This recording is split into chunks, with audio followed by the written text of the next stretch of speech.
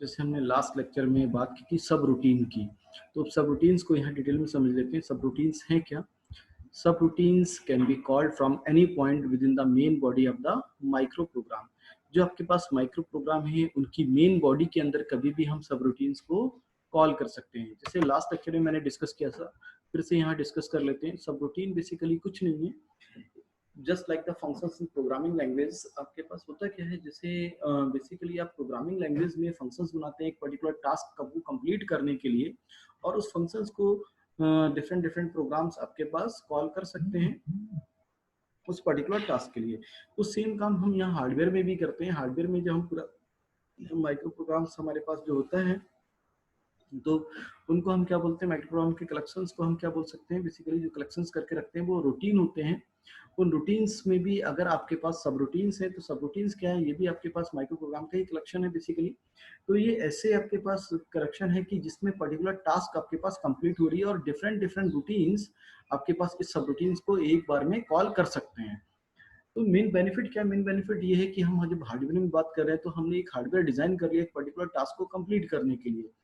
उस टास्क को कंप्लीट करने के लिए एक हार्डवेयर बन गया है, तो आपको अगेन उस टास्क के लिए बार बार हार्डवेयर नहीं बनाना है। अगर आपने डिफरेंट रूटीन्स बनाए और जिसको इस पर्टिकुलर टास्क को कंप्लीट करने के लिए अगेन अगेन नीड पड़ रही है, तो सारे के सारे रूटीन्स इस पर्टिकुलर सब रूटीन्स को कॉल कर सकते हैं। माइक्रो प्रोग्राम तो जब सब रूटीन्स को कॉल करते हैं कोई भी, तो उसमें ये कि सब रूटीन जब कॉल हुआ, तो जब कॉल होने के बाद में क्या होगा, उसका एक एड्रेस होगा। तो बेसिकली जो एड्रेस है उस एड्रेस को कॉल किया जाता है, और एड्रेस कॉल करने के बाद में सब रूटीन्स पर जब चले जाएंगे, उसके बाद कर्सर वापस आपके पास मेन रूटीन पर आएगा। तो उस वे में आपके पास उसके एड्रेस को स्टोर कराने की नीड होती है रूटीन्स की। तो सब रूटीन्स कॉल कर लिया। तो सब रूटीन कॉल कैसे होता है, बेसिकली आपके पास पहले भी बात की, जो प्रोग्राम आपके पास कंट्रोल एड्रेस रजिस्टर है, वहीं पर आपके पास क्या करते हैं, उसमें जो डेटा होता है उसको इंक्रीज कर देते हैं। इंक्रीज का मतलब है ब्रांच करके जाना जाना है आपको कहीं, तो उस ब्रांच पर आपको कैसे इंक्रीज करना है। सपोज कर लिए अभी आपके पास है कोई डेटा, एक एड्रेस है 200, और जो ब्रांच स्टेटमेंट है उसका एड्रेस है आपके पास 300, बट 200 के बाद नेक्स्ट इंस्ट्रक्शन जो एग्जीक्यूट होना है उसका एड्रेस है 202। अब 200 वाले एड्रेस इंस्ट्रक्शंस को आप एग्जीक्यूट करा रहे हैं, और एग्जीक्यूट कराते टाइम ही आपको नीड पड़ गई एक ब्रांच स्टेटमेंट की या सब रूटीन की। तो सब रूटीन पर आप जाएंगे, तो सब रूटीन पर जाने के लिए वो 300 पर है, तो आपके पास जो कंट्रोल एड्रेस रजिस्टर है उसमें डेटा का इंक्रीमेंट होगा। किसका? डेटा में। बट डेटा कौन सा होगा? जो अगला इंस्ट्रक्शन एग्जीक्यूट जैसे मैंने कहा था होने वाला होता है, उसका हम एड्रेस उस एड्रेस को डाल देते हैं ताकि वो प्रोग्राम काउंटर में अपलोड हो जाए।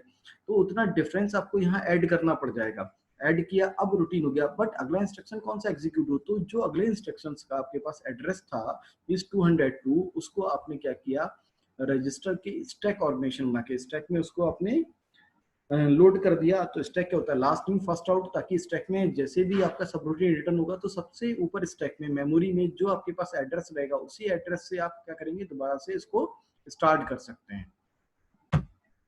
राइट। अब micro instructions are store in control memory in groups, each group specify a routine. जो हम पीछे बात कर रहे थे कि हर एक ग्रुप को हम रूटीन्स कह देते हैं। माइक्रो इंस्ट्रक्शंस का सेट होता है जो ग्रुप्स वाइज आपके पास स्टोर होता है, वो रूटीन कहलाते हैं। सब रूटीन्स प्रोग्राम है आपके पास पर्टिकुलर टास्क को कंप्लीट करने के लिए, जिसको कोई भी रूटीन यूज करता है। A subroutine can be called from any point within the main body of the micro program। जो माइक्रो प्रोग्राम्स आप रन करा रहे हैं उसी माइक्रो प्रोग्राम्स की मेन बॉडी में कभी भी इसको आप कॉल कर सकते हैं। माइक्रो इंस्ट्रक्शंस से मिलकर आपके ग्रुप्स बनते हैं, और उस ग्रुप्स को आप क्या बोल देते हैं, रूटीन बोल देते हैं। ठीक है। और आपके पास जो पूरा ये रूटीन है बेसिकली यही पूरा आपके पास माइक्रो प्रोग्राम्स है, और माइक्रो प्रोग्राम के किसी भी पॉइंट्स पर आप सब रूटीन्स को कॉल कर सकते हैं। एक सब रूटीन्स को एक से ज्यादा माइक्रो प्रोग्राम्स एक बार में कॉल कर सकते हैं। तो ये किस लिए यूज होते हैं, मैंने पहले भी अभी डिस्कस किया था। सेम चीज है, help in reducing the size of the micro program, need to store the return address during the subroutine calls. क्यों आप एड्रेस वहां पे स्टोर करेंगे, मैंने पहले बताया था कि अगर एक इंस्ट्रक्शन को एग्जीक्यूट करा रहे हैं, सब रूटीन आ गया, तो आपका अगला इंस्ट्रक्शन का एड्रेस कहीं ना कहीं चला जाएगा, उसको ओवरराइड कर देगा। तो उस इंस्ट्रक्शन के अगले नेक्स्ट इंस्ट्रक्शन के एड्रेस को आप क्या करिए, सेव करा लीजिए स्टैक में। ठीक है। सब रूटीन्स के लिए क्या होता है आपके पास, CAR में ही आपके पास जो डिफरेंस है उस डिफरेंस को आप इंक्रीमेंट करके और सब रूटीन्स को एग्जीक्यूट कराना शुरू कर देते हैं। SBR इसके लिए एक रजिस्टर है सब रूटीन्स का, become source of the return address, जहाँ से रिटर्न एड्रेस आपका आएगा वो SBR में रह जाता है। तो ये स्पेसिफाई किया हुआ है। तो टू मेमोरीज यहाँ पर है, मेन मेमोरी आपके पास और कंट्रोल मेमोरी है आपके पास, दो तरीके की मेमोरी है। 4 रजिस्टर हैं जो प्रोसेसर से यहाँ जुड़े हैं, PC रजिस्टर है, प्रोग्राम काउंटर है, AR है, एड्रेस रजिस्टर है, DR है, डेटा रजिस्टर है, एक्यूमुलेटर है। 2 register associated, 2 CU control unit से 2 रजिस्टर एसोसिएटेड हैं आपके पास, CAR कंट्रोल एड्रेस रजिस्टर जो है वो है, और सब रूटीन रजिस्टर SBR। ठीक है। Next, transfer of information in register in process done through multiplexer, वही मल्टीप्लेक्सर का यूज करेंगे हम ताकि रजिस्टर में हम डेटा को ट्रांसफर कर पाए। Arithmetic logical unit perform micro operation with data from accumulator and data, आपके पास जो एक्यूमुलेटर का डेटा आएगा और DR डेटा रजिस्टर का आएगा, उसके थ्रू आपके पास ALU जो है वो आपकी वर्क करेगी। Memory receive address from AR and data return to the read from memory goes to DR, data register में जो चली जाएगी आपके पास मेमोरी। तो आप देख रहे हैं यहाँ 2 टाइप्स की मेमोरी है, एक तो मेमोरी आपके पास ये मेमोरी आपके पास, ठीक है, एक आपके पास कंट्रोल मेमोरी, जो ये कंट्रोल मेमोरी है बेसिकली ये कहाँ पर है, कंट्रोल यूनिट के अंदर ये कंट्रोल मेमोरी है। ये CAR है, कंट्रोल एड्रेस रजिस्टर है, और आपके पास ये है आपके पास SBR जो मैंने कहा सब रूटीन्स के लिए है।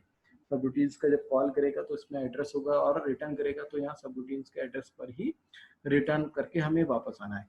ये अर्थमेटिक लॉजिकल यूनिट है जो अर्थमेटिक लॉजिकल ऑपरेशंस परफॉर्म करेगी और रिजल्टेंट को एक्यूमुलेटर में स्टोर कर देगी। एक्यूमुलेटर से रिजल्ट कहाँ जा रहा है, आपके पास मल्टीप्लेक्सर में आ रहा है, और मल्टीप्लेक्सर में आपके पास रिजल्ट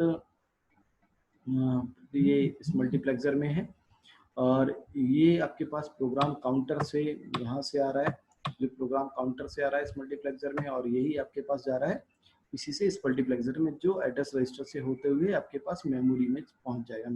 मेन मेमोरी से आपके सेलेक्ट होगा मल्टीप्लेक्सर से, और ये डेटा से आपके पास डेटा रजिस्टर से जो डेटा रजिस्टर में आ जाएगा, और यही डेटा आपके पास अर्थमेटिक लॉजिकल यूनिट में पहुंच जाएगा। और सेकंड यहाँ पर कहाँ से आ रहा है, अर्थमेटिक लॉजिकल यूनिट में डेटा आपके पास एक्यूमुलेटर से आ रहा है, जो ये एक्यूमुलेटर है इस एक्यूमुलेटर से डेटा आपके पास यहाँ अर्थमेटिक लॉजिकल यूनिट में आ रहा है। तो दो डेटा आएंगे जिस पर आप ऑपरेशंस अपने अप्लाई कर देंगे और वापस रिजल्टेंट को अर्थमेटिकल लॉजिकल यूनिट में भेज देंगे। तो रूटीन्स का वर्क लगभग आपका कंप्लीट हो जाएगा, और सब रूटीन्स उसके बीच में कॉल होंगे तो सब रूटीन्स हो जाएंगे।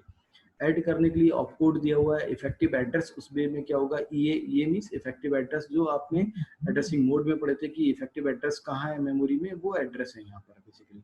ब्रांच है आपके पास 001 0001 है।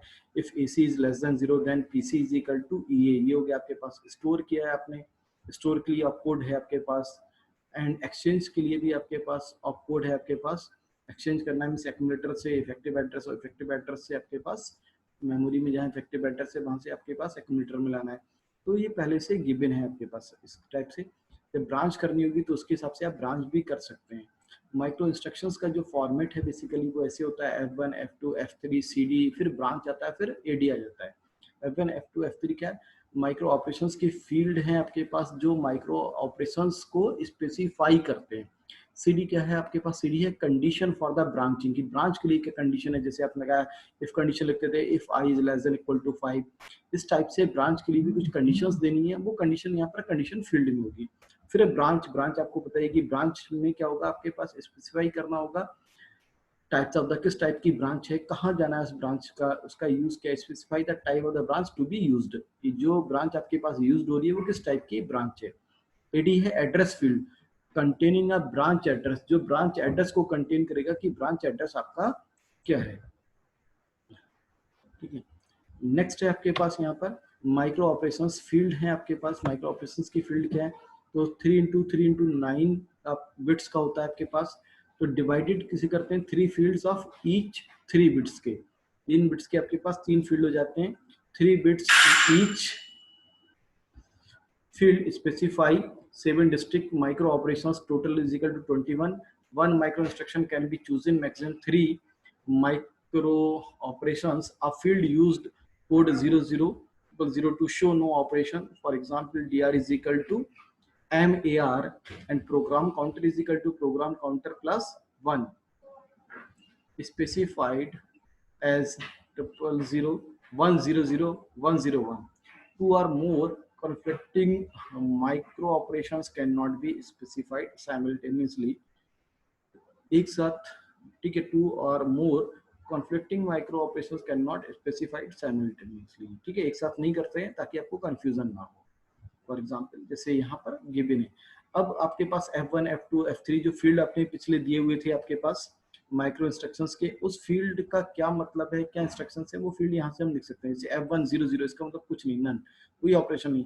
अगर F1 में वैल्यू 001 है तो इसका मतलब एक्यूमुलेटर में क्या आएगा, accumulator plus DR, means accumulator में एक्यूमुलेटर और डीआर का डेटा आपको पास ऐड करना रहेगा आपको।